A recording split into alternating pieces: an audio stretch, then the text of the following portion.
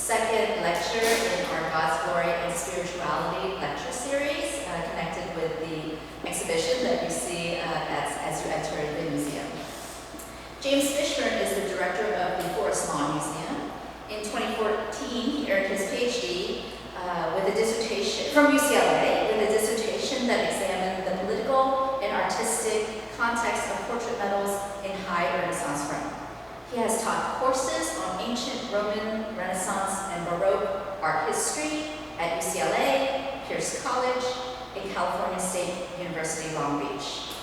From 2015 through 2018, James worked at the Getty Research Institute, where he developed and implemented programming for the Scholars Department. And that's where I actually met James.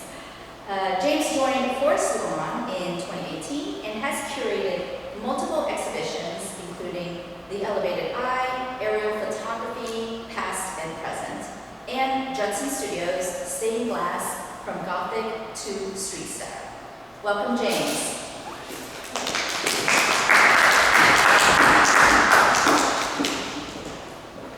Good evening, and thank you so much, Sophia, for that kind introduction.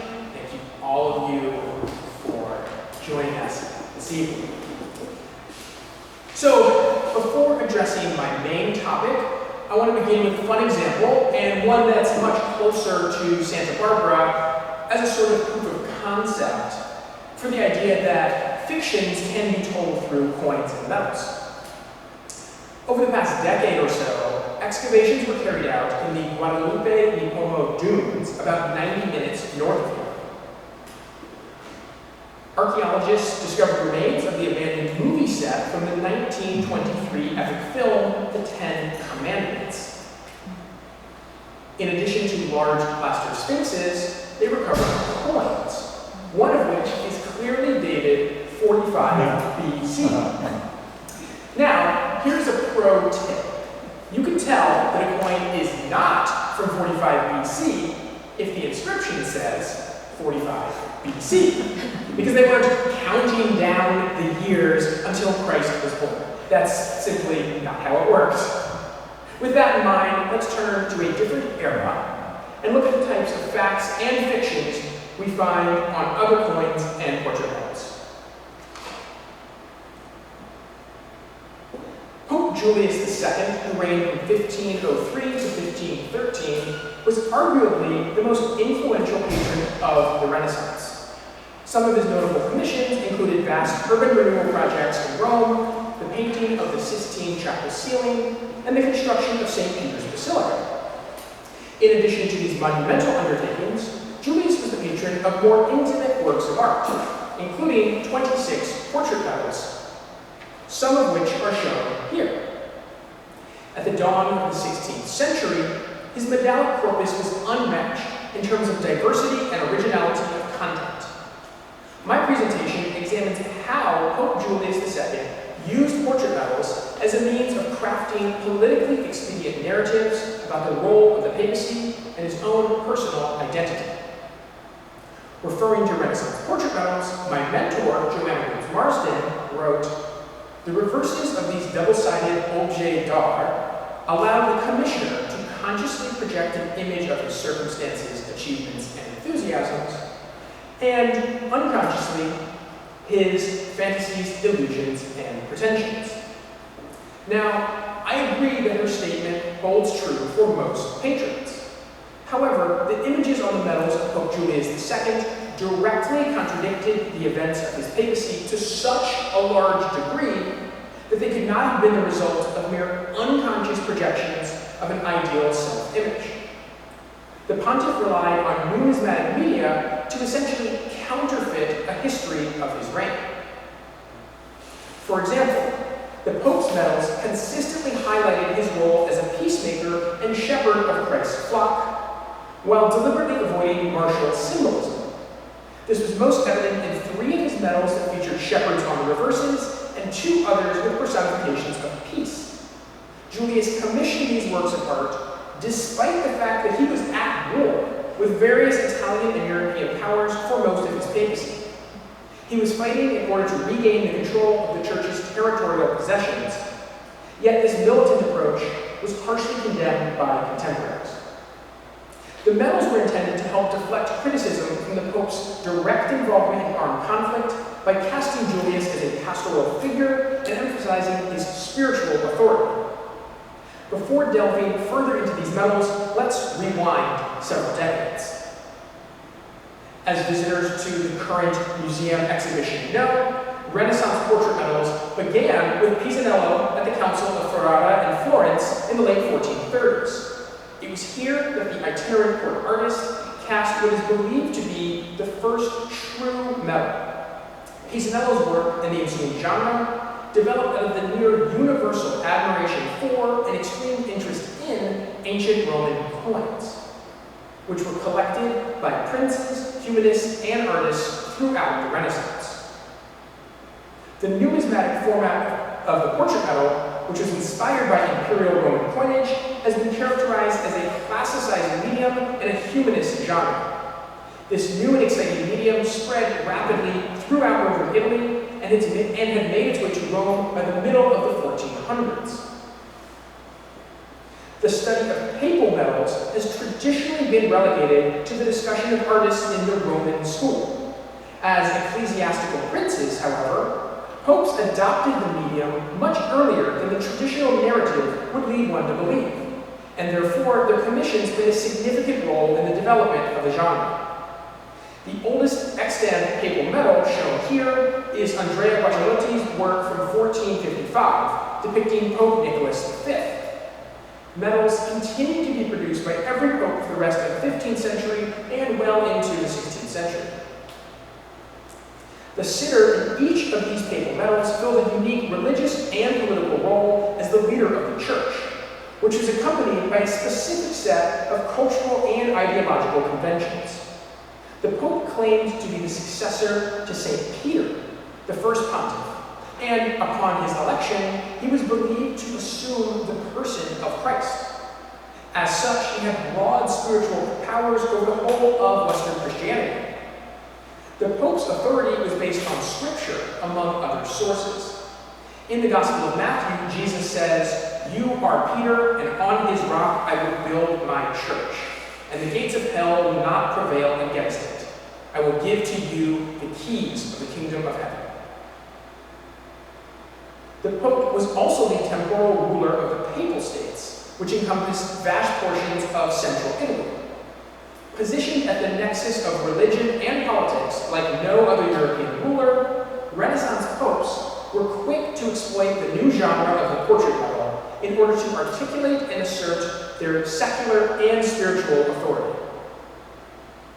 Julius took full advantage of the rapidly developing format. The reverses of precisely half of his medals depict images of structures which he commissioned, thereby complementing his extensive building campaigns. The other medals include various emblematic images and narrative scenes, with a noticeable tendency towards overtly peaceful imagery, highlighting the pastoral role of the pontiff and emphasizing the Christ-like nature of his position. Although Julius famously accompanied his troops on military campaigns, significantly, he never commissioned a portrait in any medium in which he was portrayed in martial attire. Just like all of the popes before him, Julius, like all the popes before him, was shown on each of his medals wearing ecclesiastical garb, while military imagery was expressly avoided. References to divine sanction, on the other hand, were common even in this classicizing genre. Unlike the Pope, secular princes during the Renaissance openly used military iconography on both sides of their medals. The obverse of Pisanello's medal of Sigismondo Malatesta, for example, shows the sitter in plate armor, while on the reverse of Sperandio's medal of Federico da Montefeltro, the condottiere was depicted on horseback charging into battle. Because Julius was a religious leader, the iconography of his commissions was dictated by different conventions than those applied to the art of other rulers. The closest any of Julius's medals came to depicting combat was an image used on a medallic reverse, which showed a Roman soldier being knocked off of his horse. This is the representation of the conversion of St. Paul, and it was accompanied by an inscription from the Acts of the Apostles. Rather than a military image, it was actually a scene of divine demilitarization, since it showed Paul as he was miraculously converted from a soldier into a follower of Christ. Prelates were typically supposed to avoid violence, not only in the fictive world of the visual arts, but in their actions as well, although there was never a definitive ban on clerics' participation in battle. There was an uneasiness about men of God spilling Christian blood or even pursuing war as a political tactic, yet it was often condoned as a means of defending the church. As early as the 12th century, Saint Bernard, Abbot of Clairvaux, described the Pope's authority using the metaphor of two swords, one spiritual and the other physical. Divine authority belonged only to the Pope. But regarding the use of military force, St. Bernard said, quote, "The material sword also is yours, and is to be drawn from its sheath at your command, though not by your own hand," unquote. During the Renaissance, it was acceptable for cardinals to act as military generals, but it was a significant breach of decorum for a pope to take the battlefield. Although the precise reasons for this prohibition are unclear, it was likely tied to the singular nature of the Pope as the successor of St. Peter and leader of Western Christianity. As a cardinal, Julius had led troops without controversy. Unlike previous popes, however, he did not shy away from the battlefield as pontiff, and his actions were widely criticized. From the start of his pontificate, one of Julius's primary goals was to reassert the dominion of the church over the Papal States, since control of its territories had diminished over the course of the 15th century. Julius summoned troublemakers from numerous towns to Rome, and he seized financial control from communal councils. These tactics pacified some of the small towns in the region, but Perugia and Bologna, two of the largest cities in the Papal States, required military action. In 1506, Julius gathered several thousand troops for a campaign, which was to wind through towns and cities from Rome all the way to Bologna. Not only did the Pope accompany the soldiers on the journey, but he forced every able-bodied cardinal, 26 in all, to join him for the trek. And to kind of use an analogy here of how crazy that is, that's like if on January 6, 2021, the president at the time had gotten every single Republican senator and made them march on the Capitol. Like it's that crazy a thing to do. Anyway, back to the 16th century. So Julius mobilized the church hierarchy for military action like no other time in memory in order to assert the authority of the Holy See. Julius gained further notoriety for his role in the siege of Grandula in January 1511. The elderly pontiff braved freezing temperatures and artillery fire in order to oversee military operations. The Pope was so close to the battle that he was nearly hit by enemy fire, and once the town's walls were breached, he quickly entered using a ladder rather than waiting for the gates to be opened. Actions such as these understandably drew criticism. Francesco Guicciardini, the Florentine historian and statesman, ridiculed the Pope for his bellicose behavior. Guicciardini wrote, "To see that the supreme pontiff, the vicar of Christ on earth, should have come in person to a war waged by him against Christians, he retained nothing of the Pope about him but the robes and the name." Julius Exclusus, the satirical dialogue first printed in 1517 and attributed to Erasmus, was even more critical of the pontiff. In the text, St. Peter derided Julius for wearing liturgical vestments on top of armor. Offended by the criticism, Julius's character responded by threatening to attack heaven's gates with his armies. Although the Pope was never depicted as a military leader in any portrait that he commissioned, others did not hesitate to dress him as a general. In this anonymous woodcut from circa 1522, which was included with some editions of Julius Exclusus, he is shown wearing armor beneath ecclesiastical vestments as he attempts to bring his troops through heaven's gates. Perhaps this served as the inspiration for the scene in the 1965 film, The Agony in the Ecstasy, with Rex Harrison playing the role as the warrior pope. The movie poster is even more dramatic, with Julius wielding a sword on horseback. And that scene does not appear in the film itself. He does ride a horse, but he's not up on hind legs here. Nevertheless, Pope Julius's behavior was strongly denounced, not only in posthumous attacks, but also during his lifetime. The Schismatic Council of Pisa convened from 1511 to 1512 at the behest of the French king, Louis XII, with the goal of deposing Julius. The council accused him of many crimes, ranging from negligence to wrongfully imprisoning cardinals, but the final decree focused on the Pope's role in promoting and engaging in warfare. It was in this context that Julius and his advisors attempted to craft his public image using, among other media, portrait medals, which were distributed to allies in Rome and other Italian courts. One such medal was cast in 1506, and it is in the Morgenroth collection. The obverse features a profile portrait of Julius, and the reverse includes an image of a shepherd gathering his flock. The shepherd is seated under a tree, the intertwining branches of which strongly suggest the oak of Julius's family crest, and the word della rovere means oak. Encircling the image is an inscription that reads, "I leave the sheep that have been saved to rest using a shepherd's crook." The occasion for which the medal was commissioned is unknown, but based on its date and subject matter, it was likely intended to commemorate the massive expedition of church officials and soldiers that Julius required to join him as he made his way through the Papal States in 1506. With Julius's portrait on the obverse and a shepherd on the reverse, the work symbolized the task of tending to the territories which had strayed away from papal control. Just as the Pope was personally leading the expedition, his image was employed on the obverse of the medal as the face of the mission. Copies of it could have been distributed to cardinals when the expedition was officially announced, and other copies could have been given to allies along the way to Bologna. The use of non-military iconography presented the potentially bloody task in a decorous light. Two later medals, both struck between 1508 and 1513, also featured shepherds on reverses, along with a terse inscription tutela, meaning protection or guardianship. During this period, Julius faced constant military struggles with Venice and France over disputed territories, including Rimini, Ravenna, and Bologna.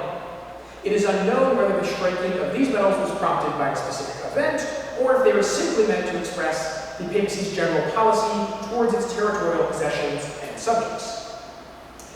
It should be noted that depictions of shepherds were unprecedented in portrait medals, and to my knowledge, no coins from antiquity or the Renaissance had used this iconography. With wide-reaching temporal and religious authority, the pontiff was unlike any other ruler in Europe, and the unique nature of the position was reflected in the iconography accompanying the symbol. An image of a shepherd previously unseen in a numismatic context would have evoked not simply any ruler, like the many despots throughout Italy, but a Christ-like protector. References to the Lord as shepherd are used more than a dozen times throughout the Old and New Testaments. These emblems underscored the divine nature of the Pope's role and linked it to the scriptural foundations on which his power was based. Coupled with the inscription guardianship, the medals evoke not only the Pope's personal virtue, as was typically the case for the genre, but also his spiritual authority.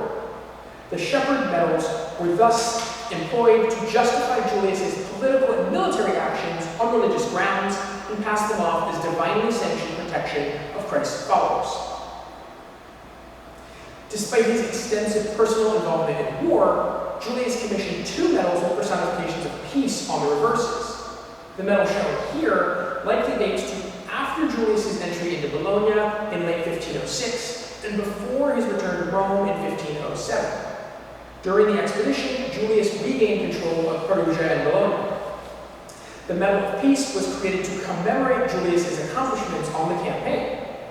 A portrait of Julius in ecclesiastical attire is featured on the obverse, and personifications of peace and fortune adorn the reverse. The inscription reads, "Restorer of peace, justice, and faith." The imagery of the reverse illustrates that even after a military campaign, Julius cast himself not as a warrior, but as a peacemaker, indicating that he was aware of the criticism of his direct involvement in martial affairs. The theory underlying my interpretation of Julius' medals comes from the work of the late Harry Berger, a scholar of Renaissance portraits. Berger explained that portraits can be characterized as an index of a conspiracy between sitter and artist. In other words, the act of portrayal was not a record of the truth, but a fiction meant to convince the viewer that the sitter embodied characteristics expressed in the image. In the case of the medal, the sitter was not only meant to embody the characteristics of the portrait on the obverse, but also those in the imagery on the reverse. Julius's medals must be viewed not as reflections of his character, but as attempts by the artist and patron to dissimulate. The iconography of the medals was thus employed to cloak Julius's actions in qualities typically associated with images of the Pope as the living embodiment of Christ. This sort of deception was necessary considering the Pope's aggressive stance towards degrading the Church's possessions and strictures against papal participation in war. The medals function as Julius's surrogates, thereby relieving him, at least partially, of the duty of appearing eminently papal and Christ-like. They were distributed to his courtly allies in order to commemorate his accomplishments. The imagery on the medals, in conjunction with the inscriptions, colored the events of his pontificate and crafted his persona in a favorable manner. It was critical that he be understood as Christ-like, since his temporal reign was bound to his spiritual authority. If he were perceived as a warrior, as the Council of Pisa, among others, attempted to depict him, his spiritual authority, along with his secular power, would be undermined. Now, let's shift gears and look at another group of Julius's portrait medals. The messages on some of the Pope's numismatic commissions were intended not only for his contemporaries, but also for viewers in the distant future. Copies of these medals were placed in the foundations of buildings, including St. Peter's Basilica. Julius was not the first patron to bury these medals, but he was the most high-profile figure to do so. Why would Renaissance patrons put their artistic commissions, works of visual art, in places where they could not be visible? Well, they were attempting to emulate ancient Roman patrons. The Renaissance was a period during which the ideas, styles, and cultural conventions of antiquity imbued many aspects of the visual and literary arts.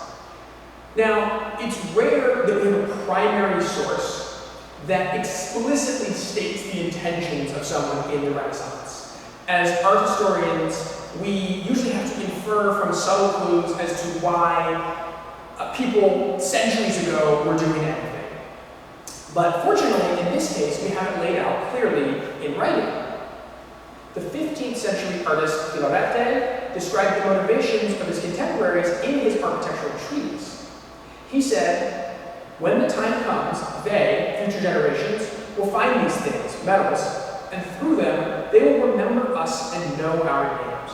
Just as we remember the Romans when we find something noble in an excavation or a ruin. We hold it dear and are pleased to have found something that represents antiquity."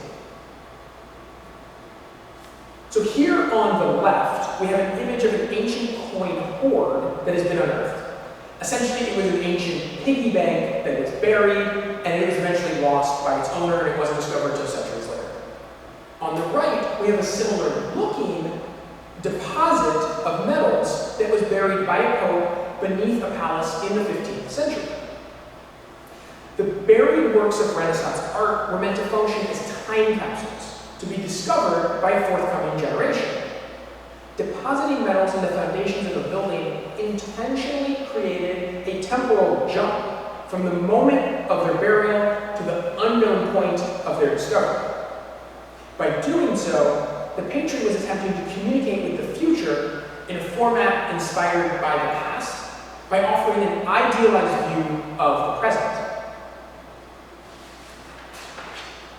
In the time I have remaining, I'll explore Julius's medals that were placed in the foundations of St. Peter's Basilica, as well as those placed in the foundations of the fortress at Civitavecchia, a coastal town approximately 40 miles away from Rome. It's where you might go today to catch a cruise if you're in Rome and heading to the coast. I propose that the Pope and his advisors intended for these medals to establish a continuum between the papacy and the emperors of ancient Rome. While situating the works of art within the context of Renaissance notions of the time, I'll explain how the emperors were more than models from the distant past for Julius to emulate. Instead, they were positioned as his direct predecessors, and the pontiff was depicted as their equal. As early as 1505, Pope Julius II commissioned the architect Bramante to renovate and expand St. Peter's Basilica. The construction of St. Peter's was by far the most ambitious architectural project of Julius's papacy. It involved more than simply building a basilica, but also entailed replacing a church that had been a major pilgrimage site and a symbol of papal authority for over 1,000 years. The construction was a convoluted project which lasted for more than a century and employed many of the greatest architects of the Renaissance. Old St. Peter's Basilica had been built by the Emperor Constantine from 320 to 330 AD, and it was in need of major repairs by the mid-15th century. Attempts were initially made to salvage the early Christian structure, but Julius eventually decided that Old St. Peter's would be completely torn down and replaced by a new church. The foundation stone was laid on April 18, 1506, and two medals were created by the artist Caradosso Foppa for this momentous occasion. The diaries of papal advisors confirm that copies of these medals were placed in the foundations of the basilica, while other copies were distributed to high-ranking officials close to Rome. The obverse of one of the medals includes an image of Julius wearing a coat and morse, and the reverse features an image of Bramante's design for the new basilica. Another medal was cast at the same time with an identical reverse and an obverse depicting Julius in a papal skull cap and short cape. Depositing medals in the foundations of St. Peter's must have been especially poignant, since the building process required the simultaneous destruction of a late antique basilica along with the construction of a new modern one. In the course of demolishing St. Peter's, centuries-old coins were discovered in the foundations of some of the chapels. Finding the artifacts from a bygone era must have heightened the sense that their own medals would one day be discovered by future generations. Moreover, Julius and those tasked with rebuilding St. Peter's were constantly confronted with the crumbling remains of antiquity. The Constantinian Basilica was on the verge of collapse, while the field of archaeology was beginning to take off. Fragmentary sculptures were regularly exhumed from the Roman soil, and they were quickly purchased by wealthy collectors. Marble antiquities such as the Legaculon and the Belvedere Torso, both owned by Julius, had suffered varying degrees of damage by the 16th century. As opposed to virtually every other medium, however, metals, like the ancient coins that inspired them, were significantly more durable. They were not susceptible to fracture, structural collapse, and exposure to the elements. Numismatic media allowed for the complete and accurate transmission of a message, a quality prized by patrons, collectors, and antiquarians alike. In a handbook on numismatics from 1555, Neovico argued for the primacy of coins and medals over other forms of historical evidence. He said, quote, "Medals verify things that have been narrated truthfully, and they correct and amend things that were written falsely," unquote. The Renaissance belief in the unimpeachable status of coinage predates Vico by at least a century. The great humanist Lorenzo Valla invoked coinage in his scathing critique of the Pope's claim to authority. In his treatise from 1440, titled On the Donation of Constantine, Valla cited the presence of imperial coins and the absence of papal coins from late antiquity as proof that Rome had not been ruled by the Pope. Addressing the papacy, Valla said, "Rome and Italy belongs to the emperors.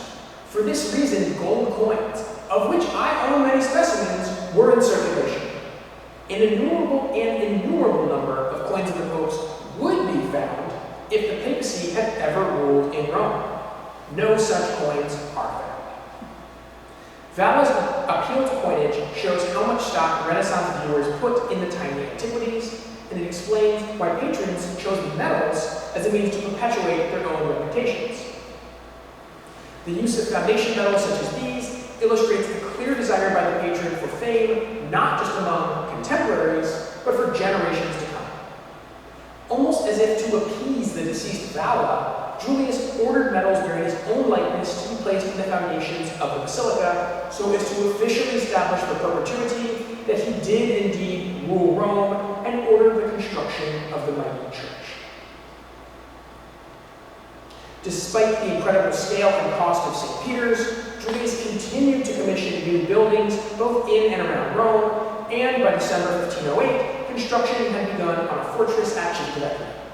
The structure was intended to protect the busy commercial port and function as a pontifical naval base. Like St. Peter's, this building was also commemorated with portrait medals. The papal master of ceremonies described how a pot of medals was placed in the foundations of the fortress while other copies were distributed to influential figures attending the ceremony. One medal for Civitavecchia was created by Pier Maria Serbaldi with an obverse that featured a portrait of the Pope and the inscription, Julius II, founder of the fortress. The reverse included an idealized view of the castle and the inscription, Civitavecchia, the modern name of the town. Gian Cristoforo Romano created a different medal which shows Julius in similar attire, along with the inscription, Pope Julius II the Ligurian, referring to the region in which he was born. The reverse again shows the castle at Civitavecchia, but in this case, the inscription reads Centum Celle, or Centum Celle, in Italian or Latin, Centum Celle meaning the place of 100 rooms. This was the classical name of Civitavecchia, and it can be traced to the work of Pliny the Younger from the 2nd century. The most important difference between the two medals was the contrasting inscriptions on the reverses, which referred to both modernity and antiquity, while appearing to play with notions of past and present. Although the form of the inscription can be attributed to a simple predilection for all things antique, they may stem from Renaissance conceptions of time and authenticity, as well as the peculiar antiquarian tendencies of Julius and his humanists. Use of the ancient name betrays the specific taste of the inscription's humanist author. The rarely used and functionally antiquated term, Centum Celle, is reminiscent of a peculiar inscription on a fortress in Ostia. The fortress, commissioned by Julius in 1483, while he was still a cardinal, includes a monumental epigraph on the tower. The end of the inscription states that the castle was completed in the year of human salvation, 1486. 2,115 years from the foundation of Ostia, 2,129 years from Ancus Marcius, founder of the city. Ancus Marcius was the king of Rome in the 7th century BC, and he extended the city's territory to Ostia and founded the port.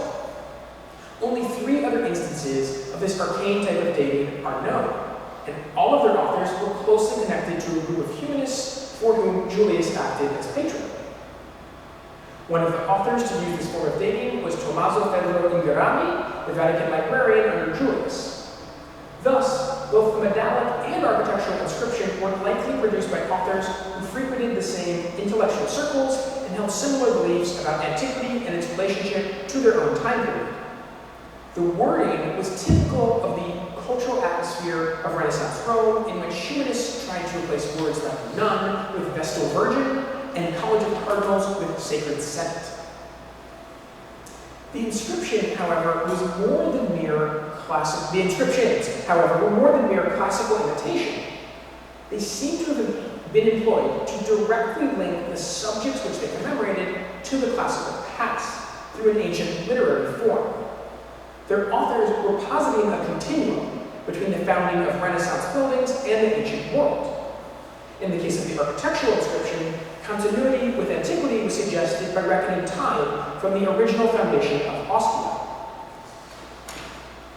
As for the medallic inscription, it may have been intended to depict Julius not just in a format shared with ancient emperors, as was the case with all Renaissance medals, but as an ancient ruler. In other words, the medal was not meant to be classicizing, but classical. Considering that it was placed in the foundation of the fortress in order to be discovered by people in the distant future, the phrase centum cellae may be interpreted as an attempt to collapse time and to equate Julius directly with the emperors of ancient Rome. As both a retrospective and forward-looking art form, the medal was clearly employed to confront a temporal dimension, and it may have been intended to edit history so as to shape Julius's legacy. The centum cellae medal can be examined through the lens of Alexander Nagel and Christopher Wood's theory of the Renaissance notion of time and the double historicity of objects. According to the scholarly duo, 16th century artists and patrons did not view the literal circumstances of a work of art's production as crucial to its meaning. Instead, they posit that viewers during the period often treated artifacts as ancient or original, even if they knew that they had been recently fabricated. Contemporary copies of images functioned as effective surrogates for originals, and modern buildings could be understood as reinstantiations of earlier structures. Thus, the medal may have been intended to present Julius as the original founder of the ancient city of Centum Cellae, rather than simply as the patron of a new fortress at Civitavecchia. To be clear, I am not suggesting that this was a forgery of an ancient coin. Instead, I propose that placing the medal within the building's foundations activated the object so that it would be perceived as ancient. The darkened site of burial was a liminal space, which the Renaissance audience understood as the privileged site of antiquity. It was, after all, in these types of locations that the material remains of ancient Rome were discovered. The Renaissance, last page, we're getting there. During the Renaissance, the subterranean world was a realm not just associated with the antique, but it was a site occupied by and belonging to antiquity.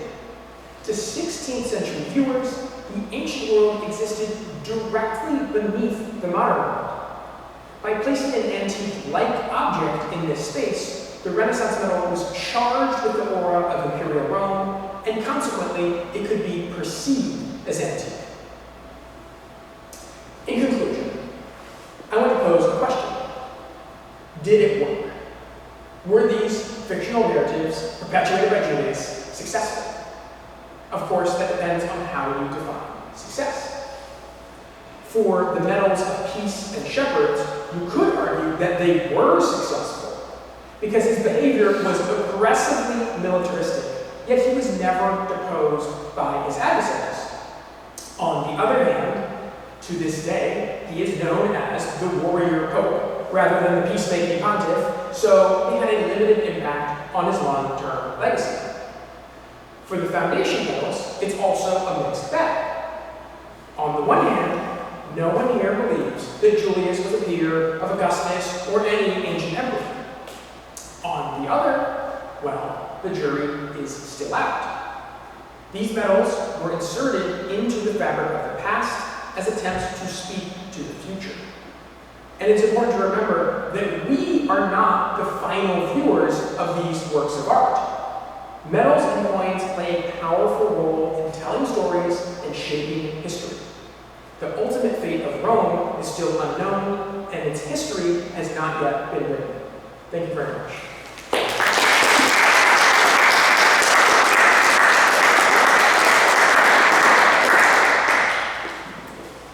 So I think we have a lot of time for questions. So, James, do you mind taking some questions? Of course, of course. Please.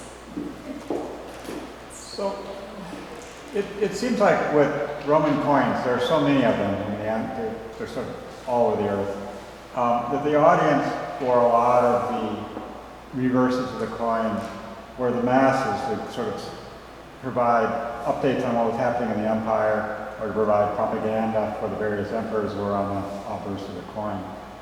So it seemed like for those, the audience was the people of Rome.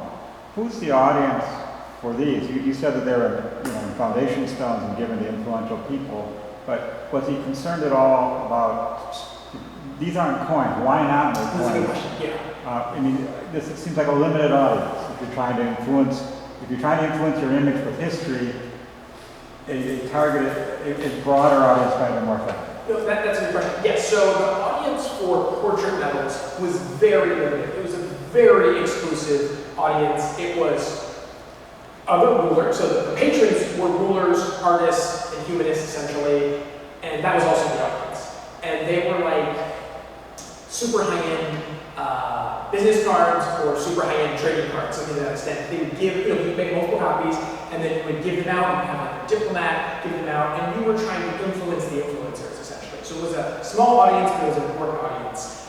With the future, I think that was just sort of a shotgun approach. Let's throw some in the ground, and, and they were specifically placed, right? They were under the buildings that he commissioned, they were in their own palaces and things like that. Interestingly, Renaissance coins were much smaller than medals, and Renaissance coins rarely had portraits on them. Usually it's a picture of a saint of the local city, and coins, you need to trust a coin. When you get a coin, you need to know what's on it, you need to know how to read it, you need to know what it's worth, because that's sort of just how economics work. So these were not money per se, portrait medals, but coins were money, so you couldn't just change it constantly because people needed to know what they were getting. Whereas these were like a nice, relatively inexpensive, relative to building in St. Peter Basilica, inexpensive format for experimenting with iconography and influencing people. However, Julius, he was like pretty wild as far as patrons were concerned. And in the late 1400s, portraits did start to slip into coins. And he went wild with that. He had more portraits on coins than any pope before him, actually than all of the popes before him combined. He had way more portraits on coins. He had much more sort of up-to-date propaganda on his coins. So he was trying to reach a large audience that way. He also, they would sort of a top-down approach. We would first, like, we're going to experiment with a coin. We do it on like a 3-ducat piece, which is like a $10,000 bill, right? It's not really going to circulate. And then if that's untrusted, well, let's go with 1 ducat. Julius was putting his portrait in like current propaganda on silver pieces, half pieces, little bronze pieces. So he was also trying to reach that. So yes, limited audience for medals. Coins were much better audience. Following up on the coin or the medals in the foundation of St. Peter's Basilica, I mean, it just, like a time capsule, right? And a discovery, let's say thousands of years later. Yeah. Were there, I don't know if you know, like, were there other items also kind of like buried like near it or whatnot as a time capsule of that time period? I believe they did. I don't know for sure, but I believe they did. And I also believe, so like they started rebuilding in 1506, but it was a long process. There was lots of fits and starts, and there's lots of portrait medals of different popes of St. Peter's.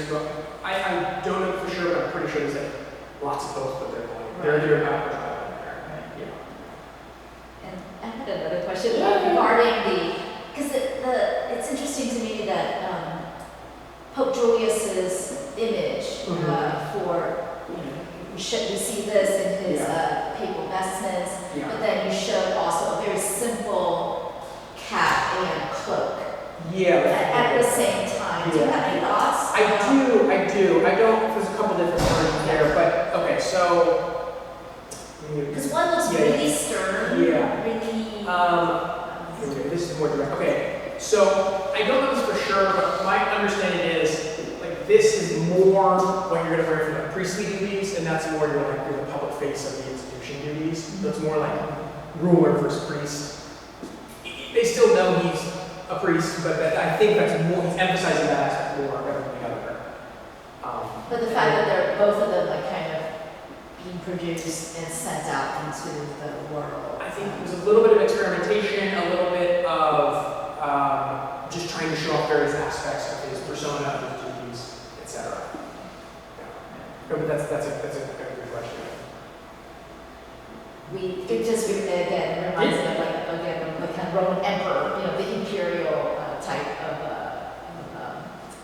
visage, No, absolutely. And he's not supposed to look approachable. Right. You're supposed to respect him. Right. So I'm surprised that this was up there. This is the only one out of all his 26 where he has a beard. And he very famously has a beard in Raphael's portrait, and actually a number of other portraits that Raphael did of him, but he only had the beard for a really short period of time. And it was also pretty controversial, like popes weren't supposed to grow beards. Again, like imagine if the president grew a beard, right? Like Obama wore a tan suit and people lost their minds, you know? But if the president grew a beard, so like imagine the Pope growing a beard, it was very controversial, and it was like this vow, I will not, you know, it was like a playoff beard for hockey or whatever, like I'm not gonna shave until we kick the French out.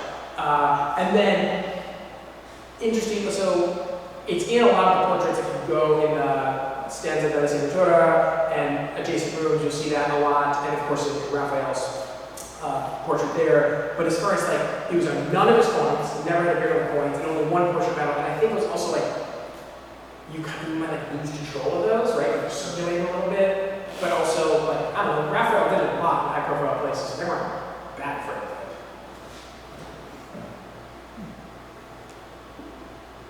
Any other questions from the audience? It's sort of like jumping way ahead to present day. Are rulers using similar modes to kind of use kind of time traveling propaganda, this kind of unique currency to ensure their legacy? Yeah, I mean, people are still producing lots of medallions, lots of like challenge coins, things like that, but also, yeah, people are still inserting time capsules. Actually, at shameless plug for Forest Lawn, at Forest Lawn, this is not contemporary, so to speak, but in 1931, when we inaugurated our great mausoleum, we put a time capsule in there. And we put like, not portraits, but we put some old coins and some other things. And the capsule is to be opened in the year 3000. So they were thinking like long-term thing. And they had the governor of California was there for it. So yes, people are still doing that. But I do think people are thinking long-term, but they're also, let me just go to one that shows his face. I think that it's so hard to control your image today, and with social media, which is the internet, like it's really hard to control. They had so much control. Like how many times do you get to like actually see the Pope? And these were, as I said in my paper, like these were surrogates for them. These were substitutes. They stood in for them, and they're great substitutes because he can't cough or sneeze or look sick or swear or punch someone in the face or whatever. That's the perfect, like I think like George H.W. Bush like vomited on the lap of a Japanese prime minister. Like you can't screw up, right? A portrait doesn't screw up. You put a lot of work and a lot of money into it, and then it is your surrogate, and it's like it's perfect. It's as good as you want it to be. So they were very functional and circulating surrogates. So they were very good. Whereas today it's like, you know, you make one for now this is like forever, right? Like this is on the internet forever. No, and so I'm not a sacrifice like, you know, a president obviously, but like, you know, you make one slip up and it's just a meme forever. So it is very difficult to control your image in a way you could with that.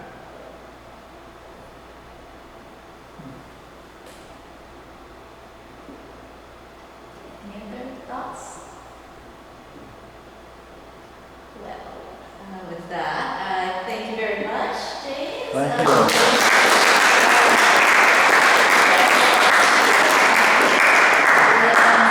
I invite everyone to see the God's Glory and Spirituality exhibition that is in the front foyer area, gallery, the 6th gallery as we call it.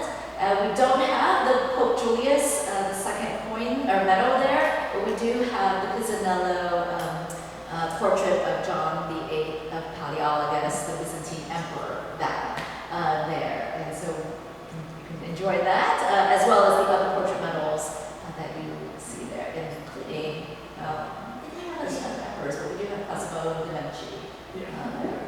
Is this one in the display, is it lead? It is lead. So lead, obviously less valuable, but lead takes takes the cast really, really well. So like, part of the reason it's cheap, you make a bunch of them, but it was just like a really fine way to replicate it with paper. If you drop a bronze one, then nothing's going to happen, but a lead one will ding, so it's like pros and cons of each. And lead is much lighter than bronze, so we can't like bring out the metals for people to touch. But when if you have a chance to ever like hold a medal, and we do invite people to come and study our medals. We have 430 plus of these medals in plaquettes from the Norman Rock collection, and we invite let your folks know. We invite all anyone, any researcher, any student, even obviously the public, to come and do some research here and study it. But you can see, you can hold the bronze medals, and they're super heavy, whereby the lead is super light, and you wouldn't know this, kind of sensibility of it, unless you're that close to it. If you ever get to hold, I'm not kidding, a gold medal, gold is unbelievably heavy compared to even bronze. Like and I think it's because it's a higher number periodic table, and there's more just mass to it. It's like it's twice as heavy as it looks. And I mean, if there are any questions about anything, James is definitely